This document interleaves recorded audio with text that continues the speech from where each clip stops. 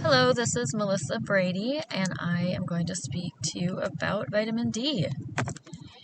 First of all, vitamin D is the free sunshine vitamin for mankind from nature. This is a little bit busy, but I love this picture because it shows vitamin D as a hormone and a vitamin. It is a hormone because it can penetrate to the nucleus of a cell and signal changes that the body needs to keep regulated and balanced. However, it's also a vitamin, a fat-soluble vitamin, because the body cannot produce enough of it on its own. We get it both from the sun and from food. And I liked this picture just because it showed the way it entered our body. So, of course, the sun to the skin. And then cholesterol actually helps synthesize it into vitamin D. It also goes to our kidney and liver. And then the food obviously has to go through a digestive process. So it reaches the small intestines where it is absorbed and transported also to the kidney and liver. And overall, this picture is just showing us that it helps in the regulation and the balancing of our calcium levels. And if we have too much calcium, it balances it. If we don't have enough, it helps with that. Going to the next for functions, and which ties in with the metabolism, because again, metabolism is all about regulating our bodies. So our main function of vitamin D is maintaining the body's concentration of calcium and phosphorus that is essential for our bones and teeth, regulates and improves immune system, strengthens our muscle function, reduces risk of heart disease, improves brain function, and reduces inflammation. As with all vitamins, there can be even more benefits. This is not a comprehensive list, but it is really the top important ones to mention. Sources, again, we see that sunlight, and then the rest are some food items. But if we get the sunlight needed, it's going to provide 80 to 100% of our body's need. And the vitamin D we get through sunlight is vitamin D3. The food source provides vitamin D2. And we see that there are egg yolks, mushrooms, tuna, sardines, salmon, mackerel, and on the picture there's also caviar. And then we've got cod liver oil and raw milk. About 100 years ago was when they found that vitamin D took rickets, dogs with rickets. It helped them. So they started giving cod liver oil to millions of kids each day. My mom actually gave us cod liver oil quite often, unless it's just a memory that sticks with me because it was a little traumatic. But she was nice and often mixed it with orange juice. But that was in the 1980s and probably the early 1990s that she kept a bottle in the fridge. Going on to our next slide, we do need to consider where we live and the time of day, the season of the year, our age, our skin color, and the use of our sunscreen in order to really see if we are getting the vitamin D from the sun. That would be the best. They say if you live above the 37th parallel, which really is if you just draw a line from the west coast to the east coast through the middle of the U.S., if you live above that, you will need to take into consideration and maybe even take vitamin D supplements because you're not getting as much of the UV rays that help produce the vitamin D. So, for example, I grew up in Minnesota. My husband grew up in LA. He has been kind enough to live in Minnesota for the last 23 years, and he needed to get a UV light. It was affecting his mood, and his vitamin D levels were lower than normal.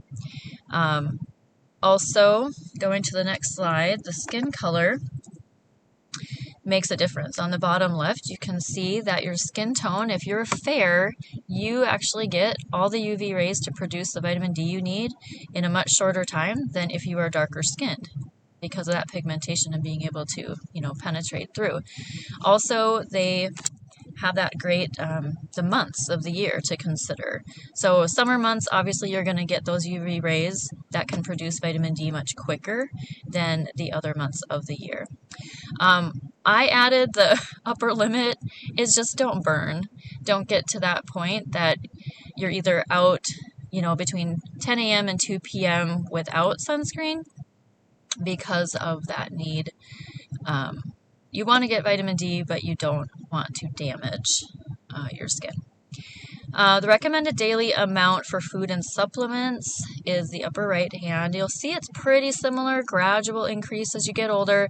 However, it's listed so separately of ages because of the upper limit being so different. And you can see here that when you reach 70 years old, your need pretty much doubles. However, your upper limit stays about the same.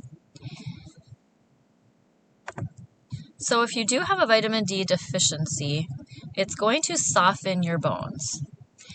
In children, this is called rickets. This would be a very severe deficiency, but you will see an enlarged head or forehead, deformed pelvis, bowed legs. In adults, it is called osteomalacia because it's softening your bones. So this is different than osteoporosis, which actually is a disease that causes brittle bones, but osteomalacia is soft, almost bendy bones, I guess you could say. And it is most common also with kidney and liver disease.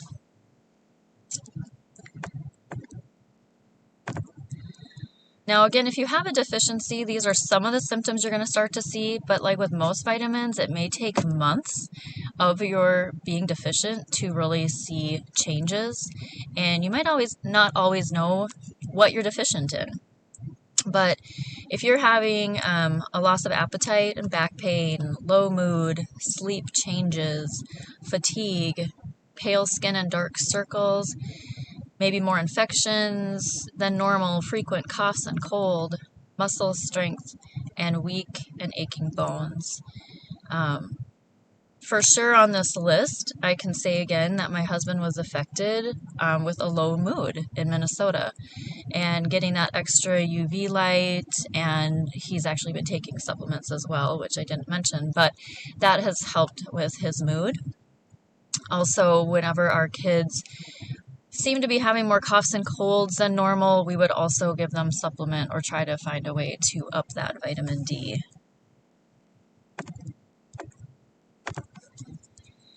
Now, there are those that are at greater risk for a vitamin D deficiency. Again, we already mentioned geography, depending where you live, and your skin tone. Darker skin may have a greater risk for vitamin D deficiency.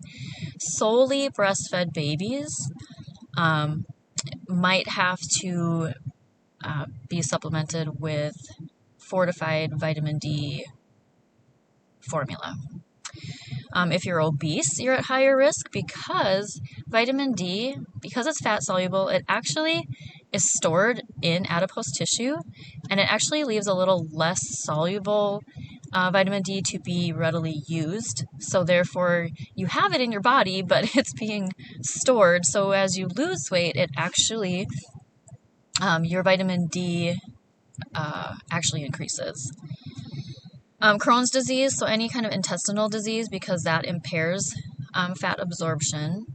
If you're elderly, like I mentioned, if you're over 70, your need almost doubles, so it just takes a lot more to keep up to that level of vitamin D. If you're diabetic, because it helps regulate blood sugar levels, if you drink, you could be harming your liver, which also impairs the vitamin D.